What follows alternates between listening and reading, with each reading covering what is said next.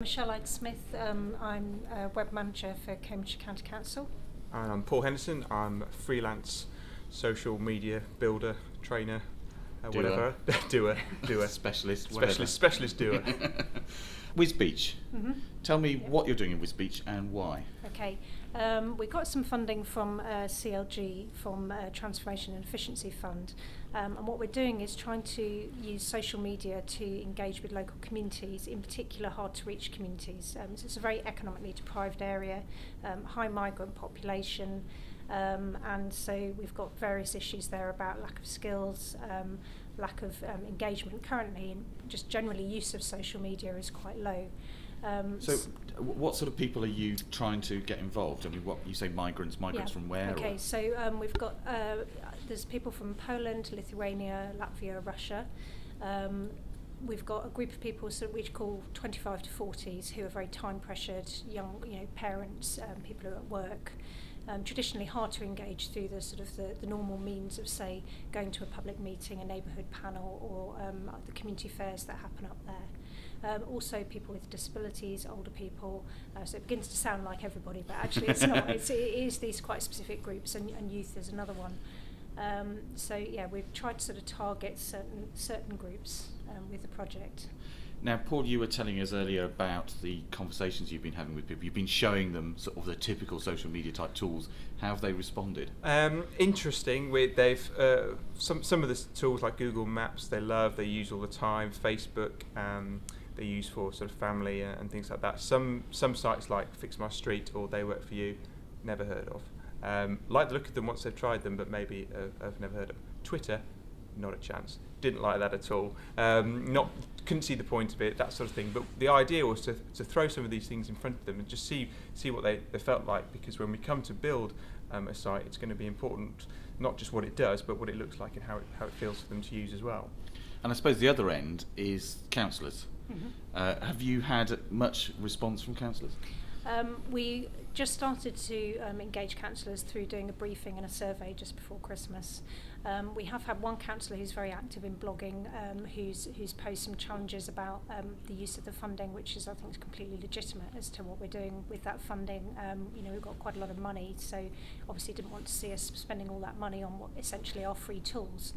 So we do have work to be done there to properly work with councillors and help them understand, hopefully get some of them involved to get other councillors skilled up using social media, try and do some social media surgeries. So that's one of our next sort of things we have to do.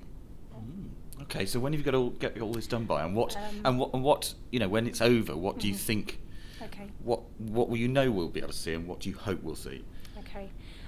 Very challenging timescales. So we've got until the end of March to get something up and running, and then towards sort of summertime to evaluate that. In terms of what we're hoping to see, the specifically national indicators we're trying to improve are around how well people from different backgrounds perceive they get on together.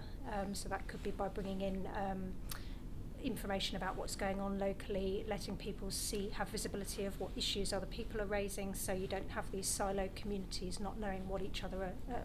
They have actually got the same issues affecting them. Well, they can see that they're concerned about the same things, for example. Exactly, yeah. And perhaps make connections amongst themselves they wouldn't have done otherwise. We're also hoping that it will engage people more in the democratic process, so hopefully we can have clear links into decision-making processes, and we're hoping that any issues raised from this site will be fed into a decision-making process that goes to fed up to the neighbourhood boards. So there is a formal process already in place which it can feed into, and we will be reporting back to those boards on a regular basis. It sounds, and maybe it's a question for both of you, it sounds like you possibly don't have enough time for those skills to really start having an effect, that you won't get the result that we believe you could get in the time you've got. Yeah, well, absolutely. If we were doing this project in say, Cambridge or another part of the county where we've got a much more active and educated user base who are already familiar with kind of social media tools, then I think the results will be quite different. What we're going to be doing is using outreach workers who work on the ground to sort of actively work with residents and try and sort of help them build their skills and confidence in using these tools. So that's a big part of the project, and I think that will take a much longer time to achieve. and the outcome in terms of sort of a sustainable solution is that this isn't a council-run website. This would be run by the community, sort of for the community as well. Perfect. Lovely. Well, look, good luck. It sounds like, I mean, as I said earlier, I just love the fact you've been able to get in there and sort of almost do your benchmarking and get into a community that hasn't been contaminated by people like us. And so you can actually learn something useful for all of us. Yeah. So good luck. Thank you. Thanks.